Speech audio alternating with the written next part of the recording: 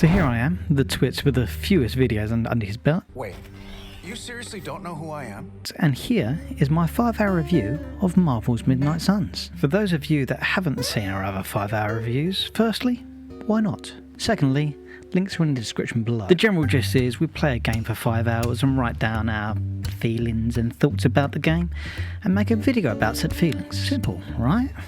Do I look like someone who gives a damn about any of that? 5 hours is a completely random time chosen by our editor and chef, and that's all I have to say. Turn your merciless eyes upon us and arise! Good. As per the previous videos, go watch them, as I said, description. I bought the game with my own money, no one paid for this review, so therefore, all views of this product are my own. That's my disclaimer. See you on the other side. On the note of views and reviews, if you do enjoy our content here at Ritwits, do leave us a like on the video and comment down below. Someone on the channel will read them. If you want to see more of our content, hit subscribe and the bell icon to get notifications for our next videos. Warning, some minor story spoilers ahead. I only got a few hours into the game after all. Now, Marvel's Midnight Suns. Midnight Sun. Sure, why not? Let's give it a go. So I didn't look into the game before buying it, and so far it has surprised me. Made by 2K and Firaxis, the people that made the heralded BioShock and Mafia series, and also a favourite game of mine, XCOM 2. I'm not saying it's space aliens, right? But it goes without saying it's f***ing space aliens! Clearly a narrative-driven game with a new story created especially for this, as I don't remember this in any comics, but I could be wrong. Please let me know below.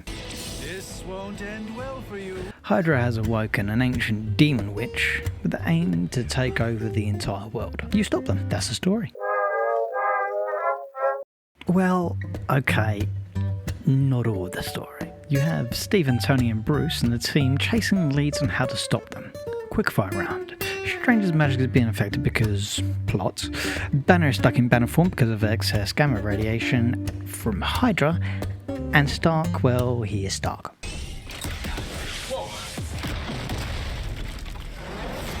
I'm fine. What? I'm fine. After an introduction of the world's greatest heroes that only need a laugh track to hide behind the awkward pauses. Head back to your magic castle. You ain't welcome here.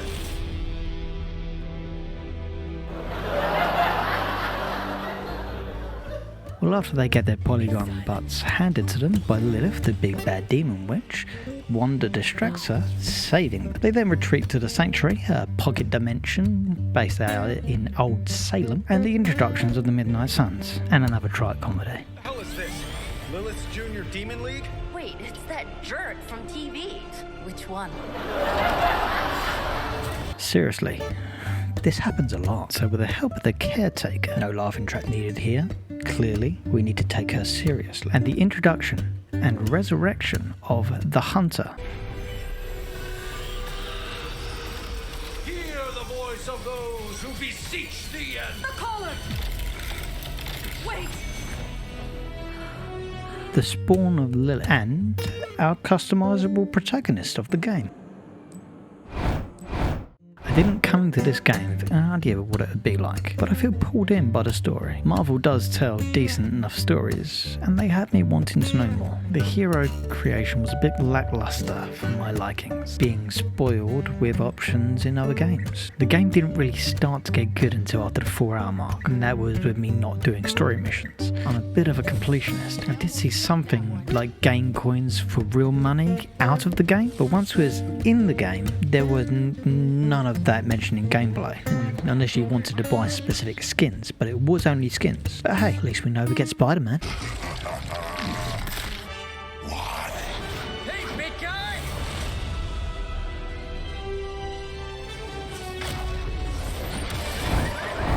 I was a bit surprised that the main combat piece actually turned out to be based on cards, with each character adding to the pool of cards that can be drawn, having special abilities that can affect the character on the battlefield with a bit of randomness and chaos. The tutorial for combat though it drags. Concepts that seem intuitive don't get unlocked until almost an hour into gameplay.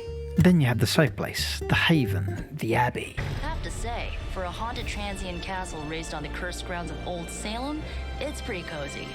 That will act as your main hub for the game. You know, where the story happens. This is where more RPG elements come in, upgrades to cards, different outfits, team training and team building. There are 3 types of things you can do from here on out. Missions for combat and story progress. Here you can pick up items for more cards and upgrades. Exploration of the Abbey, where you can find collectibles and reagents for potions because witches. And further the story of the hunter and those from their past before their death. There are also intel missions that send a member of the team away for a set amount of time for rewards. On the Stark scale of reckless yet daring heroics, I give it a solid 6 out of 10. I will be playing this game to completion because the story is original and engaging. The gameplay has enough nuance in it to keep it from becoming boring, and the characters being introduced add a new dimension to the gameplay and potential party options. Oh, and if you hear the shrieking of a grown man, please ignore it. It's just me walking to my room. So I give these initial hours a good 1.5 thumbs.